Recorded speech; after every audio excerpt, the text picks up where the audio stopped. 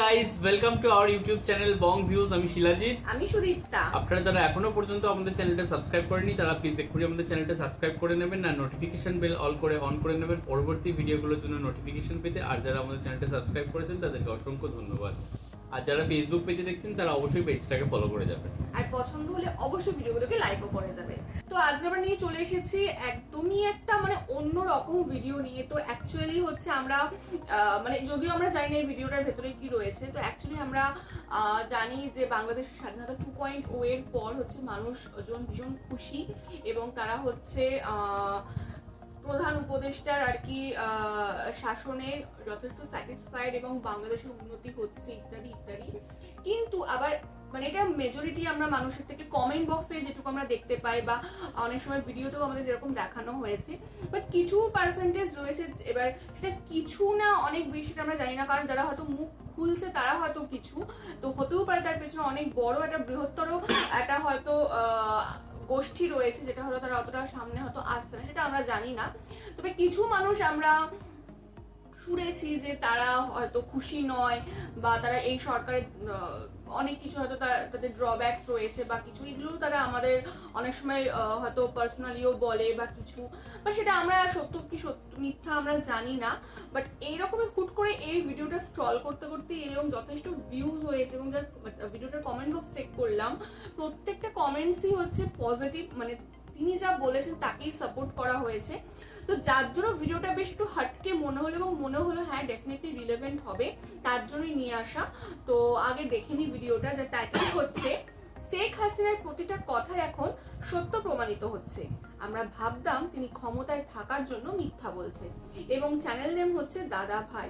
তো যাই হোক, চলুন আগে দেখে নিই ভিডিওটা, তারপর তো বুঝতেই পারবো। আর ভিডিওটা যদি কপিরাইট ক্লেমের জন্য ব্লক হয়ে যায় তাহলে সম্পূর্ণ ভিডিওটা আপনারা আমাদের ফেসবুক বা ইনস্টাগ্রাম পেজে পেয়ে যাবেন। আর ফেসবুক বা ইনস্টাগ্রাম পেজের লিংক আপনারা আমাদের description box first print comment থেকে পেয়ে যাবেন। তাহলে চলুন সবাই মিলে ভিডিও দেখা শুরু করি। সাহেব কথা বলেছেন যে বাংলাদেশের একটা অংশ নিয়ে খ্রিস্টান রাষ্ট্র করার ষড়যন্ত্র চলছে।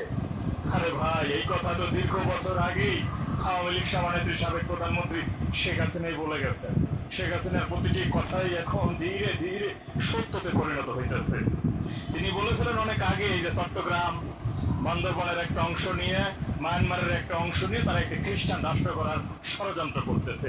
আজকে যদি আমি তাদের বাংলাদেশে করিডোর দিই, আজকে যদি আমি তাদের বাংলাদেশের মধ্যে সেন্ট মার্টিন দ্বীপ দিয়ে দিই, তাহলে আমার সরকারের উপরে চাপ থাকে না। এই কথা তিনি অনেকবার বলছেন, আমরা সেই কথা শুনেছি, নিজেরাই শুনেছি, কিন্তু আমরা সে কথা বিশ্বাস করি নাই যে সরকার হয়তো তিনি অনেকদিন ক্ষমতা থাকার জন্য এই ধরনের উদ্ভট কথা বলতেছে।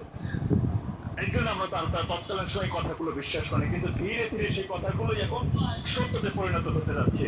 তাকে কিনতে পারে নাই, তার থেকে বাংলাদেশের 1 ইঞ্চি মাটি তিনি বিক্রি করেন নাই ক্ষমতা থাকার জন্য। আর যাই হোক, দেশের সার্বভৌমত্ব রক্ষায় তিনি অবিচল ছিলেন।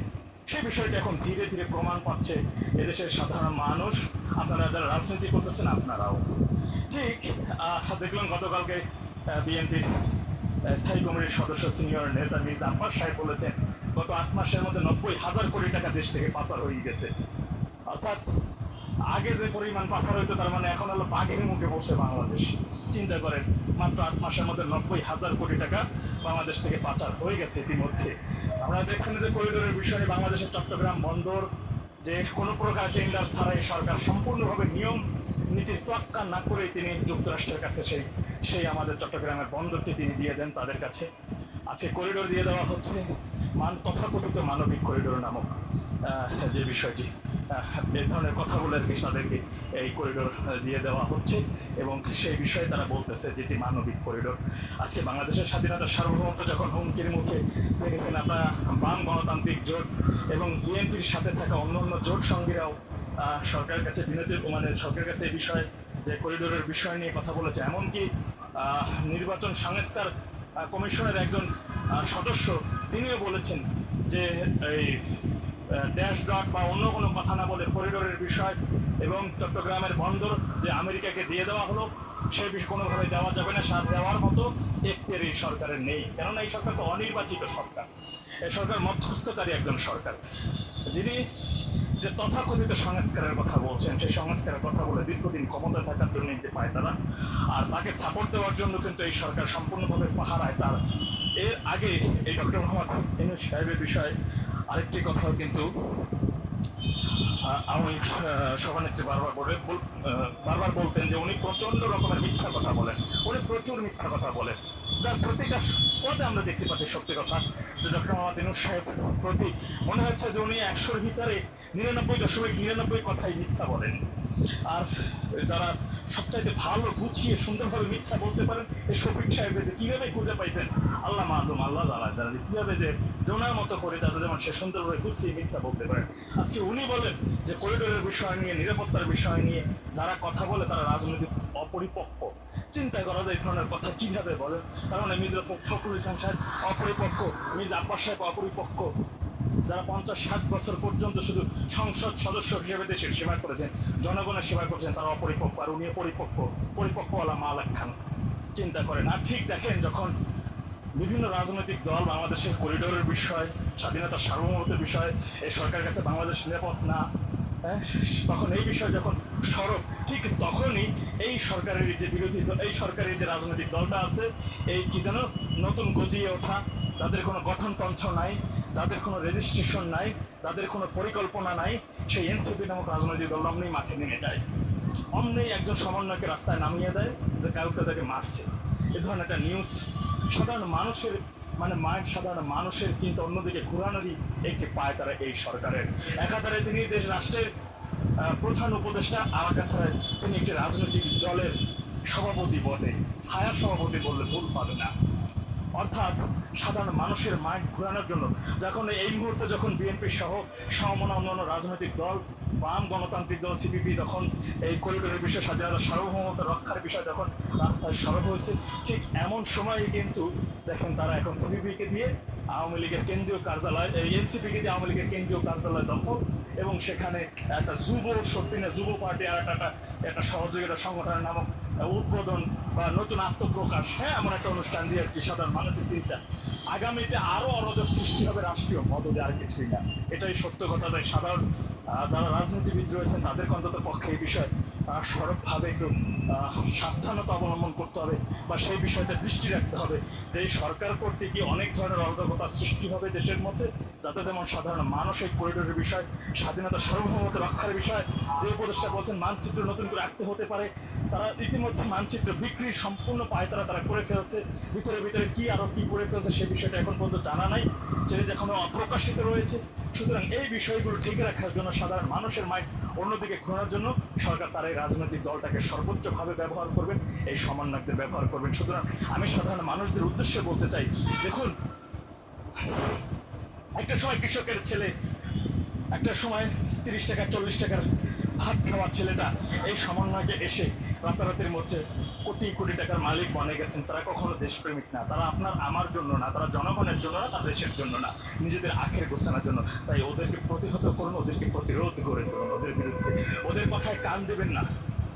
দয়া করে এখন দেশের জন্য, দেশের স্বাধীনতা সার্বভৌমত্ব রক্ষার জন্য সকলকে ঐক্যবদ্ধ হয়ে কাঁধে কাঁধ মিলিয়ে আমাদের স্বাধীনতা সার্বভৌমত্ব রক্ষার সর্বোচ্চ রকমের কাজ করতে হবে। আজকে ওই রাজনৈতিক দলের একজন মানুষও কিন্তু করিডোরের বিষয়ে কোনো কথা বলে নাই, কোনো মন্তব্য করে নাই। চট্টগ্রাম বন্দর আমেরিকাকে দিয়ে দিল, সে বিষয়ে কোনো কথা বলে নাই। আজকে ওদের দলের নেতারা এক একজন শত শত কোটি টাকা কামিয়ে নিচ্ছেন, সে বিষয়ে ওরা কোনো কথা বলে না। বুঝতে কি বাকি থাকে না বলুন? এই এতটুকুই তো আপনারা বোঝা উচিত। যাই হোক, আমি সাবধান করে দিচ্ছে এই সরকারের মদদে আগামীতে বিভিন্ন ধরনের বিশৃঙ্খলা তারা তৈরি করবে, এবং বিভিন্ন ধরনের বিশৃঙ্খলা তৈরি করবেন শুধু এই করিডোর এবং এই স্বাধীনতা সার্বভৌমত্ব রক্ষার জন্য, যাতে যেমন সাধারণ মানুষ যেভাবে সরব হচ্ছে সেই বিষয়টিকে ঠেকে রাখার জন্য। আল্লাহ সবাইকে সঠিক বুঝ দান করুন। অক্ষিত যাওয়ানা আলহামদুলিল্লাহ রাব্বিল আলামিন। আসসালামু আলাইকুম ওয়া রাহমাতুল্লাহ। তো এই যা কিছু বললামই যে আমরা মাঝখানে কিছুদিন হচ্ছে আমাদের কাছে কোনো আপডেট ছিল না, তো এবং এই যে বাংলাদেশের বন্দর আমেরিকা যুক্তরাষ্ট্রের কাছে দেওয়া, এই বিষয়ে আমার জানা ছিল না। তোর জানা ছিল? না না না, তো আমাদের জানাই ছিল না। এবং এখানে তবে একটা জিনিস আমি শুনেছিলাম যে কি একটা মানবিক করিডোরের কথা বলছে, তো ওটা ইউএন এর তরফ থেকে রোহিঙ্গাদের জন্য কিছু একটা মানবিক করিডোর, বা এটাই বোধহয় সেটাই হয়তো হতে পারে। এখানে তো বললো, উল্লেখ হলো যে মানবিক করিডোর। তো যাই হোক, এই সমস্ত কথা এখানে বাট বিষয়টা কেন করিডোরটা দেওয়া হচ্ছে, বা এই যে হঠাৎ করে আমেরিকার কাছে চট্টগ্রাম বন্দরকে হস্তান্তর করা হলো, মানে এইগুলোর কারণ কি বা কিসের ভিত্তিতে, মানে কোনো টেন্ডার ডাকা হয়েছিল সেখান থেকে আমেরিকা সেই বিডটা জিতেছে নাকি এমনি আমেরিকার কাছে এইটা দেওয়া হয়েছে? তো এটা একটু আপনারা কমেন্ট বক্সে জানাবেন, মানে একদম, আমাদের কারণ কাছে ইনফরমেশন নেই। নেই তো, যেহেতু আমরা জানি না তো এই বিষয়ে আমরা সেরকম কিছু বলবো না। তবে তিনি এখানে অনেক কিছু পয়েন্টস তুলে ধরলেন যে এই সরকার বা এই ইন্টারিম গভর্নমেন্টের কিছু নেতিবাচক দিক বা কিছু ড্রব্যাকস নিয়ে আলোচনা করলেন এবং হচ্ছে যাই হোক এই সমস্ত নিয়ে বিস্তারিত আলোচনা করলেন। বাট যেহেতু আমরা এই বিষয়ে অতটা জানি না, তো না জেনে কমেন্টস করাটা উচিত না। তো এরপরে যখন আমরা কোনো ভিডিও আনবো তো তখন আমাদের যদি সেই ব্যাপারে আপডেটস থাকে, জানা থাকে, তখন আমরা এগুলো নিয়ে আলোচনা তবে করবো। শেখ হাসিনা যখন ক্ষমতায় ছিল তখন এই ধরনের কথাবার্তা তিনি রেখেছিলেন, যেটা এই ভিডিওতেও বললো।